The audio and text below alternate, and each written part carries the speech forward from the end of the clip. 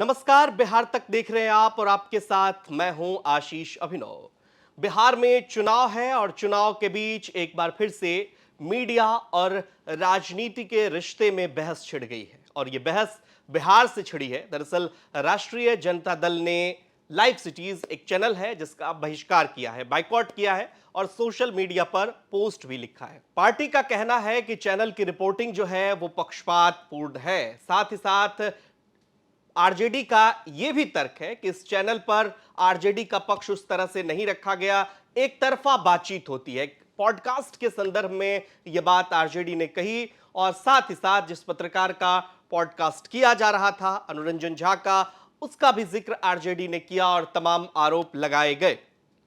साथ ही साथ एक और बात हम अपने दर्शकों को बता दें कि चैनल के जो फाउंडर हैं ज्ञानेश्वर बादशाह, हमने उनसे भी बातचीत की और इस बातचीत के दौरान उन्होंने कहा कि हम चाहते थे कि आरजेडी भी इस मुद्दे पर अपना पक्ष रखे, हमने कभी किसी को मना नहीं किया। लेकिन सवाल यही है कि क्या वास्तव में ऐसी नौबत आ गई कि बाइकॉट करने की जरूरत पड़ गई और आरजेडी क्या इस मुद्दे पर अपना पक्ष रख सकती थी? ये भी तमाम सवाल हैं और इन्हीं सवालों का जवाब देंगे। हमारे साथ जुड़े हुए हैं जयंत जिज्ञासु, जो जेएनयू के शोधार्थी रह चुके हैं, साथ ही साथ राष्ट्रीय जनता दल के राष्ट्रीय प्रवक्ता हैं, टीवी पर बेबाकी से और सौम्यता से अपनी बात रखते हैं और लिखते भी बहुत शानदार हैं। पहले हम स्वागत करेंगे जयंत जी का। जयंत जी, बहुत बहुत स्वागत है आपका।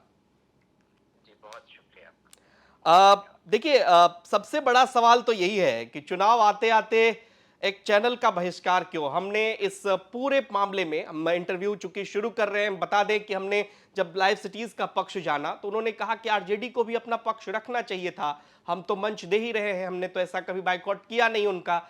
आपको लगता है कि बाइकॉट उचित था? देखिए, हम तो चाहते हैं कि लोकतंत्र में चारों स्तंभ के बीच एक शालीन ढंग का संबंध निर्वाह हो और हर कोई अपनी सीमाओं में रहकर लोकतंत्र की जड़ों को सींचने में अपनी अपनी भूमिका निभाएं। हम्म। बहुत पहले जॉर्ज बर्नार्ड शॉ संवाद पालिका के रवैये से इतने व्यथित थे कि उन्होंने ब्रिटेन के अखबारात की रिपोर्टिंग के तौर तरीके पर एक टिप्पणी की कि आज के अखबार साइकिल दुर्घटना और सभ्यता के विघटन में फर्क कर पाने में बुरी तरह विफल हो रहे हैं। और हम्म। भारत के संदर्भ में जिस तरह की चीजें हम लोग देखते रहे, ये कोई नई बात तो नहीं है। उसमें DP Tripathi ji electronic media को बिजली पत्रकारिता कहते थे और जहां हिस्टीरिया क्रिएट करने की बात होती थी, उससे हम जो आम जनमानस है उसकी अभिरुचि को ऊपर उठाने में अगर नहीं योगदान दें तो क्या सचमुच हम एक बेहतर समाज, जहां शांतिपूर्ण सहअस्तित्व के साथ लोग रह सकें, कहीं कोई वैमनस्य है तो उसको दूर किया जा सके, अ, हम्म। ये ये सब अगर अवरुद्ध होती है प्रक्रिया तो निश्चित तौर पर उस पर आपत्ति होती है। और बतौर राजनैतिक दल हमारा कोई ऐतराज किसी चैनल या अखबार से नहीं हो सकता है। लेकिन अगर आप लगातार एक एजेंडा के तहत ऐसी चीजें परोसेंगे जिनका सत्य से कोई लेना देना नहीं है, तो यह भी तो ठीक नहीं। निश्चित तौर पर आपको हक है, आप किन्हीं से साक्षात्कार करें, वो अपनी राय रखें, लेकिन तथ्यात्मक रूप से तो कम से कम दुरुस्त रहा जाए। इस पर हमारी पार्टी को सख्त ऐतराज है। बिल्कुल। चूंकि ठीक है, चूंकि अब हम सीधे आ जाते हैं, आपने भी सोशल मीडिया पर पोस्ट किया और उनके बारे में बहुत कुछ लिखा भी और साथ ही साथ जो बहुजन तबका है उसको लेकर के भी आपने विस्तार से अपनी बात वहां पर रखी है। आपत्ति किस बात को लेकर हुई आपको, ये हम जानना चाहते हैं। ने उसमें उन्होंने हालांकि वो लंबा इंटरव्यू है, लेकिन जो सबसे ज्यादा गलत बयानी है वो ये कह रहे हैं कि लालू जी और राबड़ी जी के कार्यकाल में हर दिन 100 बच्चे हम्म। गायब होते थे। इसका हम्म। मतलब है कि साल में 36,500 बच्चे और 15 वर्षों में कुल 5,47,500 बच्चे गायब हुए। इन आंकड़ों की पुष्टि कौन करेगा? कहाँ से ये आंकड़े जुटाए गए? बिहार सरकार के पुलिस महकमे ने दिया है या एनसीआरबी का डेटा है? आपको जो मन में आएगा वो आप बोलेंगे। और हम तो कह रहे हैं कि हमारे कार्यकाल में और मौजूदा कार्यकाल में तुलनात्मक अध्ययन हो जाए। हम्म 200% तक बढ़ोतरी है हुई है क्राइम में। नृशंस अपराध के मामले में बिहार दूसरे नंबर पर आ गया। नहीं तो जो दूसरा पक्ष है जयंत जी, जो दूसरा पक्ष है आ, वो आपकी पार्टी पर, जैसे भारतीय जनता पार्टी का ही जिक्र कर लेता हूं, आजकल तो मुख्यमंत्री लगातार आप पर हमला बोलते हैं, आपकी पार्टी पर तोहमत लगाते हैं कि 2005 से पहले कुछ था जी। इस तरह की बातें मुख्यमंत्री नीतीश कुमार बार बार अपने उसमें करते हैं। और भारतीय जनता पार्टी जो आरोप लगाती है, उनके चाहे दोनों डिप्टी सीएम हो या कोई भी नेता हो, वो कहते हैं कि मामला ही दर्ज नहीं होने देते थे। इस तरह का आरोप आप पर आपकी विपक्षी पार्टियां लगाती है, क्या कहेंगे? नहीं, ये तो पूरी तरह से बकवास है। हम्म हमारे यहाँ तो सबसे ज्यादा थाने में, ब्लॉक में, हर जगह, हम्म जिले में उच्च से उच्च अधिकारी हो या हम्म चौकीदार हो, सबको यह सख्त निर्देश था कि हम्म आप औपनिवेशिक मानसिकता के साथ, जैसे ब्रितानी हुकूमत में होता है, आपको नहीं काम करना है। हम्म गरीब गुरबों की सुननी है। कमजोर पर अगर जुल्मत कोई ढा रहा है तो उस एफआईआर को दर्ज करना है। ये तो 15 वर्षों में यही तो हुआ। और हम्म उसको लोगों ने तरह तरह से चित्रित किया। अब आप बताइए कि जो एनसीआरबी का आंकड़ा है, उसमें 2020 तक देश भर में दलितों पर सबसे ज्यादा क्राइम बिहार में हुआ, जिसका दर 40.7% था, जबकि राष्ट्रीय औसत सिर्फ 21.8%। हम्म 2018 में बिहार में 9,935 अपहरण के मामले दर्ज हुए, नीतीश जी के मुख्यमंत्री रहते हुए। हम्म उसी साल यूपी में 21,711, और तब बिहार अपहरण के मामले में देश में तीसरे नंबर पर था।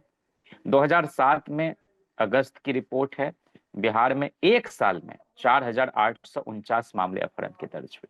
और जब हम्म हमारी सरकार थी तो आखिरी 3 वर्षों में, यानी 2001 से 2004 तक, 1,527 अपहरण के मामले दर्ज हुए। यानी हमारे 3 साल में 1,500 के करीब, और इनके एक साल में 4,849।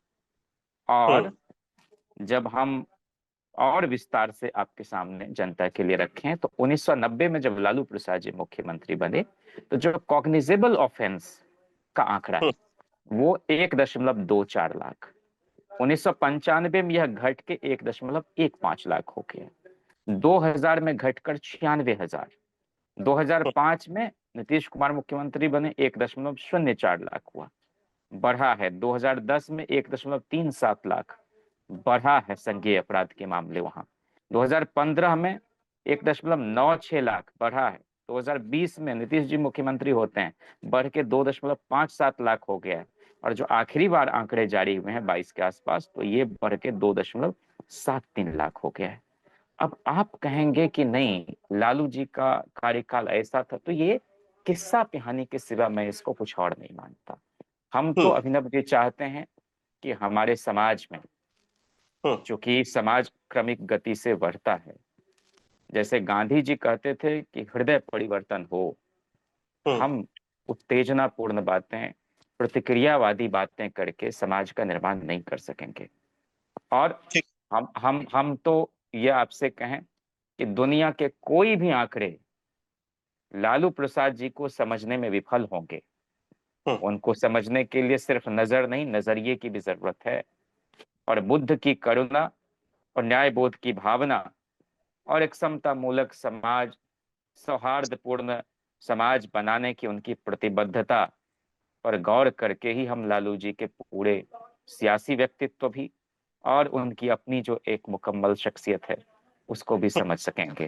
ठीक है, इसलिए लेकिन जो ये लोग भी बात ये इस तरह बात की चूंकि बात कर रहे हैं वो सिर्फ ठीक है, धारणा के आपने आधार पर आपने बात कर रहे बहुत सुंदर बातें कही, लेकिन एक बात है कि जो लाइव सिटीज के फाउंडर हैं, उन्होंने कहा कि देखिए सोशल मीडिया पे तो उन्होंने कई सारे स्क्रीनशॉट डाल दिए कि आरजेडी समर्थक मुझे किस तरह की भद्दी भद्दी भाषा का इस्तेमाल करते हुए गाली दे रहे हैं, जो उनका पक्ष है, जो उन्होंने कहा है, चाहे उन्होंने अपने वीडियो में कहा हो या फिर सोशल मीडिया के जरिए कहा हो। आपको लगता है कि ये सारी चीजें जो है, अगर कोई समर्थक कर रहे हैं तो उनको भी ये अतिरेक नहीं है, बचना नहीं चाहिए उनको?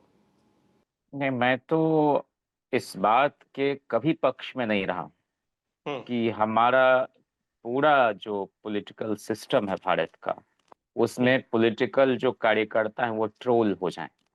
ये हम्म। एक बिल्कुल नया फिनोमेनन है मोदी जी के राष्ट्रीय फलक पर आने के बाद। हम्म। और एक प्रतिद्वंद्वी विचारधारा के लोगों के लिए अगर हम्म। हम परस्पर सम्मान के साथ राजनीतिक बर्ताव नहीं करेंगे, राजनीतिक लड़ाई को राजनीतिक तरीके से नहीं लड़ेंगे, और हम जो सियासी हमारे मुखालिफ लोग हैं उनको हम अदावत की तरह उनके साथ पेश आएंगे, तो अब तो फिर तो किसकी तरफ लोग नजर उठा के देखे? हम्म। राजनीतिज्ञों को तो समाज भी एक तरह से उनका अनुसरण करता है। तो हम तो चाहते हैं कि ये भीड़ तंत्र में लोकतंत्र नहीं बदले, और जो गांधी जी पब्लिक बनाते थे, क्राउड को, ये पब्लिक जो सब कुछ जानती है, मैस में तब्दील करते थे, जनता में, जन में।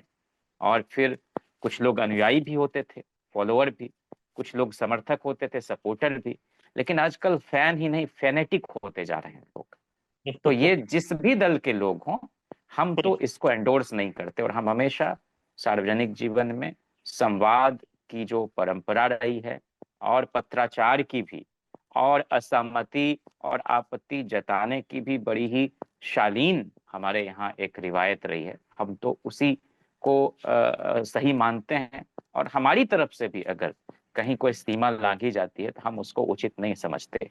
लेकिन अनुरंजन जी ने जो कहा, वो ये हम्म। कह रहे हैं कि 15 सालों तक जो है बहुजनों को के साथ छलावा हुआ। तो अभी तो 20 साल में, 17 हम्म। साल तक तो भाजपा के साथ जदयू की सरकार चली है।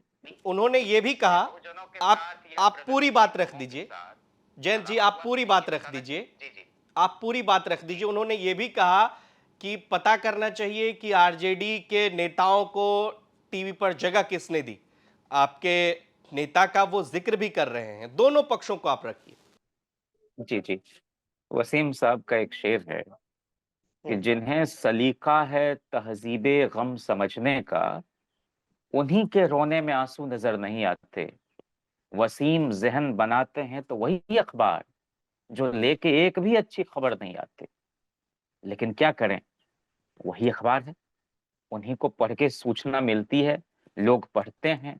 और जो हम्म। हमारा मीडिया का तंत्र है भारत में, वह एक न्यूज रूम डाइवर्सिटी सर्वे 2006 में आया था। अनिल हम्म। चमरिया, योगेंद्र यादव और जितेंद्र कुमार ने कंडक्ट किया था उस सर्वे को। हम्म। और उस सर्वे में पूरी स्थिति स्पष्ट की गई कि निर्णयकारी भूमिका में कौन हम्म। लोग रहे हैं, हम्म। और जो लोग निर्णय करते हैं कि किनको हमको स्क्रीन पर दिखाना है। तो हम्म। अगर उन्होंने मनोज जी का नाम लिया है कि पहली बार उन्होंने ही उनको टीवी स्क्रीन पर लाया, तो लाना ही चाहिए, क्योंकि आप ही के पास वह एक डिसीजन मेकिंग कैपेसिटी में आप थे। तो ये तो कोई ऐसी बात नहीं है। और दूसरा कि हम आपको बताएं कि उस सर्वे में 315 जर्नलिस्टों पर जो वो किया गया, अखबार से लेकर, और उसमें टीवी के भी लोग थे, तो एक भी उसमें न दलित थे, न आदिवासी थे। तो कैसे इन वर्गों के लोगों के हितों के एजेंडे सामने आएंगे? हम यह नहीं कह रहे हैं कि अगर संपादकीय पोजीशन में सारी जगह मान लीजिए हम्म। दलित को हम बिठा दें, आदिवासी को बिठा दें, अति पिछड़े को बिठा दें, और आदिवासी को बिठा दें, पसमानदा को बिठा दें, तो शक्ल सूरत पूरी तरह से बदल जाएगी? नहीं। जब तक ढांचागत परिवर्तन नहीं होगा, जब तक संरचनात्मक परिवर्तन नहीं होगा, जब तक कि पूंजी का दबाव नहीं होगा, जब तक क्रॉस मीडिया ऑनरशिप की स्थिति में कोई परिवर्तन नहीं होगा, तो कैसे कोई तब्दीली आ जाएगी? तो हम तो उसमें भी स्पष्ट हैं। हम ये कह ही नहीं रहे हैं कि इससे कोई बहुत ज्यादा बदलाव आएगा। वो बिल्कुल व्यवस्थागत दिक्कत है। लेकिन अनुरंजन जी जिस तरह बोल रहे हैं, तो क्या वो मनोज जी का सम्मान कर रहे हैं? हम तो ये जानना चाहते हैं उनसे। एक और स्थिति। राष्ट्रीय जनता दल, और हाँ, एक और बात अर्नब जी, उन्होंने कहा कि राष्ट्रीय जनता दल के सबसे बड़े बुद्धिजीवी। तो मैं जानना चाहता हूँ कि फिर प्रोफेसर जाबिर हुसैन साहब क्या थे? शिवानंद तिवारी जी क्या थे, फिर प्रोफेसर रामचंद्र पूर्वे जी क्या थे, फिर अब्दुल बारी सिद्दीकी जी क्या थे, फिर आपके रामदेव भंडारी जी क्या थे, तुलसीदास मेहता जी क्या थे, उसके उन इन लोगों के अलावा रघुवंश प्रोफेसर रघुवंश प्रसाद सिंह जी क्या थे, गिरजा पांडे जी क्या थी, बनारस हिंदू यूनिवर्सिटी पढ़ी हुई, डबल एमए, महाराजगंज से सांसद हुआ करती थी। हम कह रहे हैं कि कोई छोटा बुद्धिजीवी, कोई मझोला बुद्धिजीवी, कोई बड़ा बुद्धिजीवी, ये तो विचित्र बात है। ये तो गांधी का कबीर का देश है। तू कहता कागज की लेखी, मैं कहता आखन की देखी। तो मनोज जी से पहले भी टेलीविजन की दुनिया में राष्ट्रीय जनता दल या जनता दल के लोगों को जगह मिलती थी। वो एक समानुपातिक ढंग से दूरदर्शन पर भी हर दल के लोगों को अपना पक्ष रखने का मौका मिलता था। और मनोज जी के बाद भी यह सिलसिला जारी रहेगा। चंद्रशेखर जी कहते थे ना कि इतिहास में कोई भी पूर्ण विराम नहीं होता। तो हम नहीं कह नहीं, रहे हैं सिलसिला कि सिलसिला जारी है, सिलसिला जारी है। और देखिए, जयंत जिज्ञासु हमारे साथ जुड़े हुए हैं और मजबूती से पक्ष रखते हैं, इतनी शालीनता से पक्ष रखते हैं। एक सवाल, चूंकि आपकी पार्टी पर जो आरोप लगे हैं, उस फिर से उस आरोप पर आते हैं। अभी एक और चर्चा खूब हो रही है शिल्पी गौतम हत्याकांड को लेकर। उसमें आपकी आप जी खाली उसमें बोलिए। जोड़ना चाह रहा था कि बोलिए। ताकि सबको ये पता चले। ये जो न्यूज रूम डाइवर्सिटी सर्वे का जिक्र मैंने किया, वो 37 अंग्रेजी और हिंदी के अखबार और टीवी चैनल्स के 315 पत्रकारों पर सर्वे किया गया। और ये पाया गया कि जो अपर कास्ट से आते हैं भाई बहने, उनकी आबादी अनुमानतः 16% 2006 की बात है। उस तबके से आने वाले राष्ट्रीय मीडिया के डिसीजन मेकिंग में कुल पत्रकार की संख्या 28% है। इसमें ब्राह्मण हैं, राजपूत हैं, वैश्य हैं, खत्री हैं, ये 86%, और मराठा, जाट, रेड्डी 2%। जिनमें ब्राह्मण, जिसमें भूमिहार और त्यागी को मिला दें तो 49%। वहीं SC ST समुदाय का एक भी पत्रकार इस डिसीजन मेकिंग का हिस्सा नहीं है। 43% आबादी वाले OBC का प्रतिनिधित्व तो मात्र 4%। 13.4% मुसलमानों की नुमाइंदगी, सिर्फ 4%। 2.3% आबादी वाले क्रिश्चियन, नेशनल मीडिया में सिर्फ 4%। महिलाएं सिर्फ 17% हैं निर्णय लेने की प्रक्रिया में। और इंग्लिश मीडिया में थोड़ी बेहतर स्थिति है कि ये महिलाएं 32% हैं। हम चाहते हैं कि सारे लोगों के बारे में जो कुछ भी दिखाया जाए, कम से कम सच दिखाया जाए, तथ्यात्मक रूप से। हमारी राय अलग अलग जरूर हो सकती है।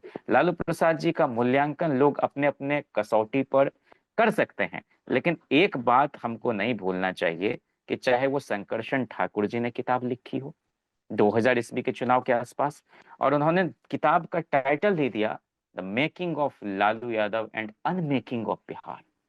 अब ये कैसा प्रस्थान बिंदु है? मैंने लालू का बनना और बिहार का एक तरह से ध्वस्त होना। अब इस माइंडसेट के साथ अगर कोई चीज लिखी जाएगी तो निश्चित तौर पर नाइंसाफी होगी।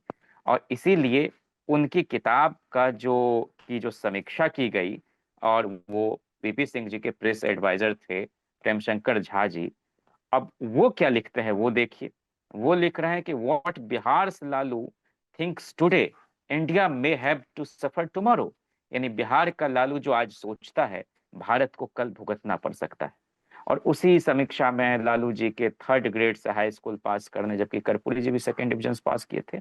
उसके अलावा लालू जी का जो अल्मा मीटर है BN कॉलेज, उसके बारे में कहा गया कि renowned for its poor scholarship and it's rich tradition of political activism. यानी अपनी कमजोर विद्वता और राजनीतिक सक्रियता की समृद्ध परंपरा के लिए कॉलेज विख्यात है। यानी आप जमहूरियत में मेरिटोक्रेसी चलाना चाहते हैं डेमोक्रेसी की जगह।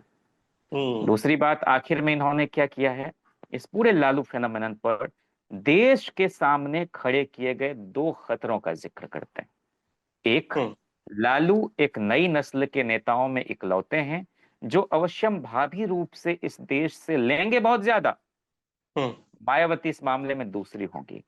और दूसरा, जैसे दूसरे प्रांत प्रगति करते हैं और बिहार, संभवतः उत्तर प्रदेश और उड़ीसा भी ब्लैक होल कृष्ण विवर में विलीन हो रहे, भारत टूट जाएगा।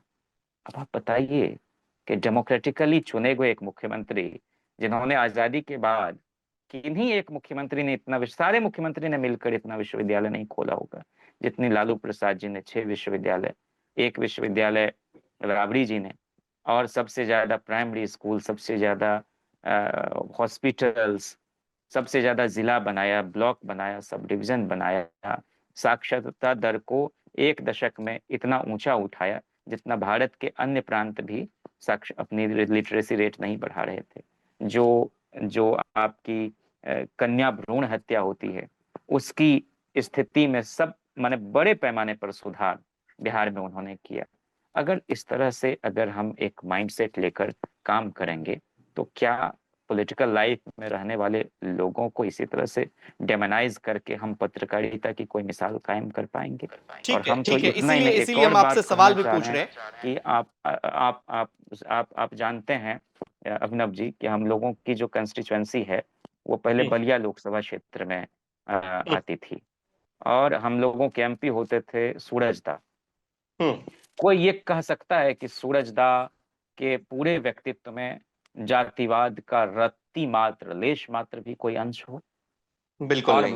मैं तो अपने अनुभव के और एहसासात के आधार पर आपसे यह साझा करना चाहता हूँ कि अगर आप बेगूसराय से हैं, आपके पिताजी ने, चचा जी भी अगर सूरजदा के पास जाते और मेरे पिताजी भी जाते, तो वो हो सकता है अगर कोई एक चीज ऑफर करना होता उनको अपने संसदीय निधि से, तो वो आपके पिताजी से कहते कि आप जरा ठहरिए, पहले हमको हलधर को ये काम दे देने दीजिए। तो हम्म, ये जो उनका एक पूरा सहृदयता थी और विशाल हृदयता थी, ये उनको एक मनुष्य के रूप में ट्रांसेंड करता था। चाहे शत्रुघ्न बाबू हो, आप भी चलिए, मैं भी चलूं, आप या मैं तय नहीं कर पाएंगे कि सबसे ज्यादा किनको वो मानते हैं। तो हम नहीं, कह रहे हैं कि अगर अभिनव जी हो या जयंत हो, इनके साथ जो उनके ताल्लुक हैं, ये व्यक्तिगत मुक्ति में समाज की मुक्ति नहीं हो सकती। हम चाहते हैं कि जो आपका अनुभव है, जो मेरा अनुभव है, और जो इन दोनों का व्यक्तित्व है, यही क्या पूरे समाज को हम ऐसा नहीं बना सकेंगे एक दिन क्या? और अगर नहीं बना सकेंगे तो एक मनुष्य के रूप में हमारी विफलता नहीं है, राजनीति में रहने की बात हो या पत्रकारिता की बात हो। हम लोगों तो कहते सुनते आए हैं कि हिंदी चीनी भाई भाई, लेकिन चीन ने नेहरू के जी के साथ धोखा किया। लेकिन क्या आज की तारीख में भूमिहार गुआर भाई भाई का नारा नहीं दिया जा सकता है क्या? दिया और क्या दिया क्या गया आप नहीं ही नहीं, के और लेकिन आप नहीं, ही और के क्या इस पर विधानसभा, अमल नहीं किया जा सकता? हम आप में ही और आप अभिनव ही में के क्या आप ही अंतर है? के मैं ये आप जानना ही चाहता के हूँ। आप भी मनुष्य जयंत हैं, जी। हम भी मनुष्य हैं। क्या हम लोग कब तक इस जहालत और जिल्लत की जिंदगी और उस जहनियत के साथ सबके अंदर वैमनस्य पैदा करते चले जाएंगे? अनुरंजन जी से मेरी यही शिकायत है। ठीक है, चल। अनुरंजन जी ने ज्ञानेश्वर जी के प्लेटफॉर्म का इस्तेमाल एक बड़े समाज के अंदर प्रेम और एकता कायम करने के बजाय उसमें दूरी बढ़ाने का काम किया है। इसको लेकर हमारी आपत्ति है। तेजस्वी जी समाज बनाना चाहते हैं, नए दो सिरे से बिहार का निर्माण करना चाहते हैं, और उसमें इस तरह की बातें अवरोध पैदा करती हैं। दो सवाल हैं, दो छोटे छोटे सवाल हैं जयंत जी। एक सवाल तो आपकी पार्टी पर तब भी आरोप लगे और आज नेता तब भी उठा रहे हैं ये आरोप, हालांकि प्रशांत किशोर ने भी बयान देकर उस मुद्दे को और गर्मा दिया है। शिल्पी जैन हत्याकांड को लेकर ये सवाल उठा और तब ये कहा गया कि मतलब देखिए सरकार चाहती तो मामला खुल सकता था, आज उस परिवार को न्याय नहीं मिला। इसका मलाल, अभी चूंकि आपने बहुत अच्छी बात कही, मनुष्य का जिक्र किया, आपको नहीं लगता कि इस परिवार को न्याय मिलना चाहिए था? और क्या जो आरोप लगे कि सरकारी दबाव में जांच प्रभावित हुई, इस पर क्या कहेंगे आप? छोटी सी टिप्पणी इस पर भी, फिर एक और सवाल है। देखिए, हम तो इस राय के हैं कि संख्या बल जो है उसका हम्म, अश्लील प्रदर्शन नहीं होना चाहिए। हम्म, किसी भी जाति की संख्या चाहे जितनी ही हो, एक मनुष्य भी महत्वपूर्ण है, और उसके साथ अगर कोई अन्याय करता है तो इससे खराब बात कुछ हो नहीं सकती। जिस पर्टिकुलर हत्याकांड की बात आपने कही है, सरकार का स्पष्ट मत था, और जितने भी कांड हुए हैं उसमें पीड़ित को, मजलूम को न्याय मिले, इसी दर्शन के साथ हमारी सरकार ने काम किया। लेकिन हम्म, मैं आपसे बता रहा हूं कि इस तरह के मामले को आज की तारीख में जिस जिस असंवेदनशीलता के साथ डिस्कस किया गया, पत्रकारिता में हम लोगों को गेट कीपिंग की थियरी भी पढ़ाई जाती है। गांधी भी बतौर जर्नलिस्ट काम करते थे। किसी भी व्यक्ति की निजता और उसकी मर्यादा का हनन करके और अनावश्यक तरीके से किसी खबर को दिलचस्प बनाना हल्दी मसाला मिर्च लगा के सनसनीखेज बनाना, ये एक गुजर गई इंसान के साथ एक क्रूरतापूर्ण व्यवहार है। अगर राइट टू लाइफ है तो राइट टू डिग्निफाइड लाइफ है, और राइट टू डिग्निफाइड डेथ भी है। गुजर जाने के बाद भी किन्हीं के बारे में इतनी हल्की और लिजलिजे तरीके से कोई बात करना, ये ठीक मैं इसको नहीं मानता। और ठीक है, जो लोग चलिए। भी उसमें दोषी रहे हैं, जो लोग भी हम्म। उसमें दोषी रहे हैं, वो न्यायालय का काम है, पुलिस का जो काम है और सरकार का जो काम है, उसका पूरे विवेक के साथ निर्वहन किया गया। और ठीक। जितनी जातीय उन्माद के साथ जब भी असर्शन होता है अभिनव जी, जब भी कोई परिवर्तन होता है, उसी बिहार में क्या ये सच नहीं है कि डोला प्रथा होता था बखरी के इलाके में? स्वयं हमको ये बात सूरजदा के मुंह से सुनने को मिली, अवधेश राय जी के मुंह से सुनने को मिली। कम्युनिस्टों ने, समाजवादियों ने एक बड़ी लड़ाई लड़ी, चाहे लैंडलेस लोग हों या वो लोग जिनकी इज्जत आबरू के साथ जो ज्यादती करने वाले लोग थे, जो प्रतिक्रियावादी या व्यवस्थावादी लोग थे, उनके खिलाफ सहजानंद सरस्वती जी से लेकर राहुल सांकृत्यायन जी से लेकर लोहिया से लेकर किशन पटनायक से लेकर मधुलिमय दंडवते से लेकर जगदेव प्रसाद से लेकर कर्पूरी ठाकुर, सबने लड़ाई लड़ी है। भूपेंद्र नारायण मंडल जी को लोहिया जी समाजवादी संत कहते थे। लालू प्रसाद जी का ऐतिहासिक योगदान रहा। डोला प्रथा, अगर कोई नई शादीशुदा की हुई लड़की विदा होके आती थी तो उसको पहले दबंग लोग अपने यहाँ रखते थे, ये उसी मिथिलांचल के इलाके में। लेकिन क्या वो बंद हुआ कि नहीं? बंद इसलिए हुआ कि समाज में सदविवेकी लोग भी रहते हैं और वो समझते हैं कि यह ठीक नहीं है। चाहे बंधुआ मजदूरी करवाना हो, लोग तो धर्म तो यही कहता है कि पसीना सूखने से पहले उसको उसका मेहनताना मिल जाना चाहिए।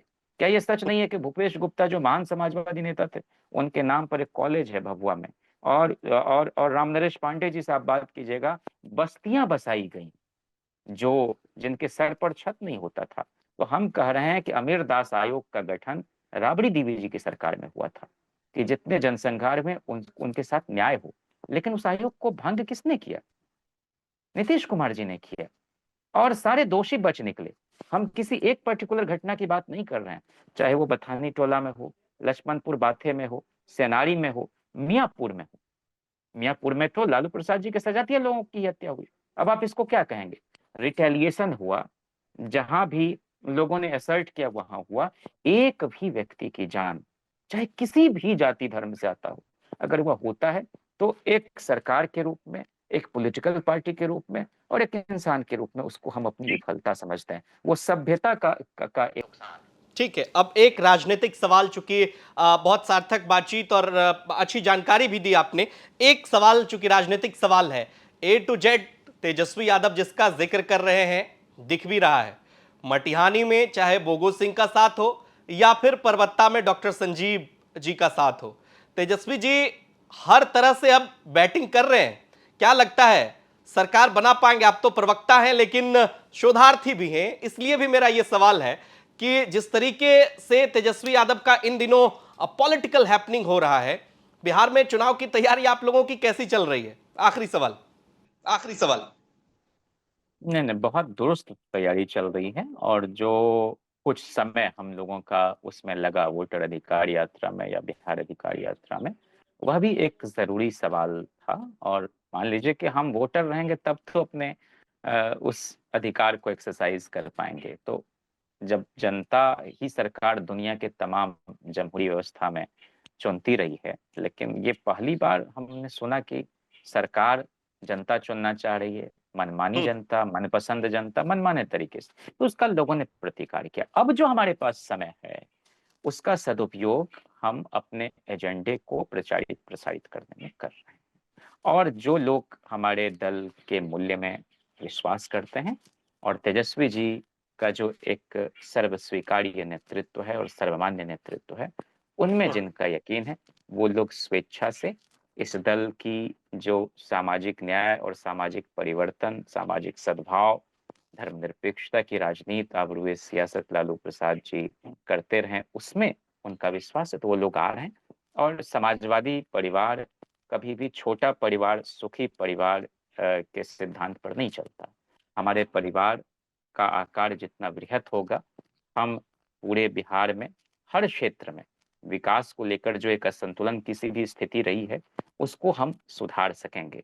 और इसीलिए तेजस्वी यादव जी ने ए टू जेड की पॉलिटिक्स यानी कि इंक्लूसिव सर्वसमावेशी राजनीति की दिशा में बड़ी तेजी से और बड़ी ईमानदारी और साफ मन से कदम बढ़ाया है। उसका सभी हम्म, सामाजिक समूह के लोगों ने बहुत हृदय से स्वागत किया है। और जो भी भ्रांतियां हम लोगों के बारे में वो फैलाई जाती रही हैं, उसको लेकर भी लोगों के दिमाग के अंदर अगर कोई एक संशय की सी स्थिति बनाई गई, तो वो भी हम्म, धीरे-धीरे दूर हो रही है। जैसे एक वाक़ये का ज़िक्र मैं कर दूँ, उसके बाद मैं आपकी बातों को बहुत संक्षेप में उसका उत्तर देना चाहता हूँ। बिहार भवन या बिहार भवन की जिस घटना का ज़िक्र शंकरशन जी बहुत उसको सनसनीखेज़ बना के सेंसेशन की तरह परोसते हैं, उसके चश्मदीद गवाह हैं शिवानंद तिवारी जी। स्वयं हम्म, ललन सिंह जी भी अभी हैं, जो लालू प्रसाद जी को सामाजिक न्याय का प्रतीक बताते थे हमारे हमारे साथ जब सरकार में थे और वो राष्ट्रीय अध्यक्ष थे जदयू के। हम्म, शिवानंद तिवारी जी से मैंने कहा कि सर आपने वो किताब देखी, उसमें शंकरसन जी ने कहा है कि आप थे, लालू प्रसाद जी पहले से बैठे हुए हैं और ललन सिंह जी और आप वहाँ नीतीश जी 3 लोग गए हैं मिलने। तो उसमें क्या इस तरह की बात हुई है कि गाली गलौज किया गया है और आवाज जो है ऊपरी तल से भूतल तक पहुंच गई है? मैंने कहा ये बिल्कुल बकवास है, मैं वहीं था। ये जरूर हुआ था कि लालू जी ने कहा कि निकल, मैंने कुछ बोला भी नहीं, बस ऐसे किया, मैंने कहा अब आप निकलिए। लेकिन गाली की बात कहाँ से आ गई? तो बताइए कि जब इतने बड़े पैमाने पर शरारत होती है और लालू हम्म, जी से ज्यादा लोकतांत्रिक व्यक्ति हमने ने इतना सरस, इतना सहृदय, मजाक में बड़ी से बड़ी बात कह जाना, वो किन्हीं के साथ इस तरह की बात करेंगे? तो ये जी, भी हमारे साथ हुआ। तो आपने जो कहा, तो हम लोग सरकार बनाने को लेकर हम्म, बहुत आश्वस्त हैं और हमारी सरकार के बारे में, हमारी पार्टी के बारे में जो लोग तरह-तरह की बात करते हैं, उनके लिए मैं इतना बस कह देना चाहता हूँ कि लालू प्रसाद जी ने जनता दल से जीत के आए 28 अगड़ी जाति के लोगों में 18 को मंत्री बनाया था। 12 हम्म, मुसलमान जीत के आए, 8 को मंत्री बनाया। कुशवाहा में 19 को टिकट दिया था, 17 जीत के आए, 15 को मंत्री बनाया। अति पिछड़े में 63 जीत का 31 को मंत्री बनाया। अब ये एक ऐसी शक्ल सूरत कैबिनेट की थी जिसमें कोई समाज का कोई हिस्सा छूट नहीं सकता था। और हम्म, बिहार में हमारी पार्टी देश की इकलौती पार्टी है जिसने अपने सांगठनिक चुनाव में अति हम्म, पिछड़ों को 28%, दलितों आदिवासियों को 17% यानी कुल 45% आरक्षण दिया है, ताकि सभी सामाजिक समूह के लोगों के अंदर से नेतृत्व को हम उभार सकें। और भूमिहार जाति को लेकर जो लोग गलत बयानी करते हैं, उनके लिए मैं ये बताऊं कि रामजीवन सिंह जी हों, चाहे वो वैजनाथ पांडे जी हों, दिलीप सिंह जी हों, या केंद्र में मंत्री बनाने की बात आई, जो 9 मंत्री यूपी 1 में थे, तो अखिलेश प्रसाद सिंह जी हों, ये सारे हम्म, लोग तो हमारी ही पार्टी से जीत के आते रहे। ठीक, और एटी सिंह जी राज्यसभा में हैं। तो हम्म, हम, कोई भी पॉलिटिकल पार्टी ऐसा कैसे कर सकती है भाजपा को छोड़ के कि किसी भी जाति समूह या मजहब विशेष को एक्सक्लूड करके राजनीति करे? दुनिया की सबसे बड़ी पार्टी होने का दावा करती है भाजपा, और पिछले 10 साल से इतने बड़े देश में एक भी व्यक्ति को लोकसभा का चुनाव नहीं लड़ा है। और ठीक, इसको इतनी इस तरह से पेश करते हैं जैसे उनको इस बात पर गर्व हो। तो इसलिए अभिनव जी, हम लोगों की दृष्टि साफ है। हमारे लिए सबसे ज्यादा जरूरी बात है कि हम बिहार को गढ़ें, बिहार को चलिए ठीक बनाएं, है जयंत जी, चलिए वैमनस्य को मिटाएं और समता को ठीक है। स्थापित करें। मुझे इस मुझे लगता है कि जिसका जिक्र आप बार बार अपने सोशल मीडिया पोस्ट में भी करते हैं, टीवी के शोर से कहीं ज्यादा आपने शांति से आज अपनी बात रखी है। मुझे लगता है अब आप मुझ पे कोई आरोप नहीं लगाएंगे। बहुत शुक्रिया तमाम सवालों का जवाब देने के लिए जयंत जी। शुक्रिया, बहुत शुक्रिया, बहुत शुक्रिया जी। तो ये बातचीत आपको कैसी लगी कमेंट बॉक्स में हमें जरूर बताइए और बिहार की तमाम खबरों के लिए आप देखते रहिए बिहार तक। नमस्कार।